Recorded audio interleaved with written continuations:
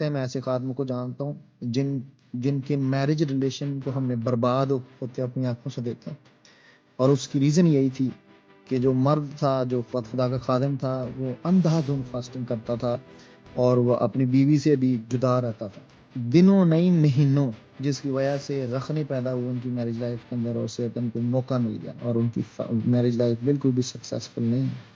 सो आप जितने यहाँ पर मेरे सन्स एंड डॉटर्स खास तौर पर सुन रहे हो, डोंट बी सुपर स्पिरिचुअल।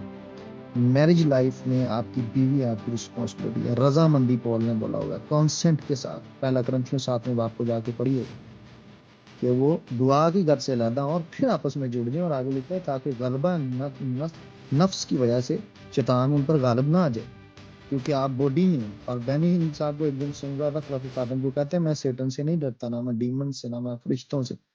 अगर मैं डरता तो अपनी बॉडी से, अपने फ्लैश से, क्योंकि ये बॉडी हर टाइम मेरी स्पिरिट के साथ मूव कर रही है, और ये बॉडी मुझे कहीं पर भी मार सकती है, फंसा सकती है। सो अगर आप डिसिप्लिन लाइफ में जाना चाहते हैं तो आपको बैलेंस लाइफ में, फिर सुन, balance life, spiritual balance life.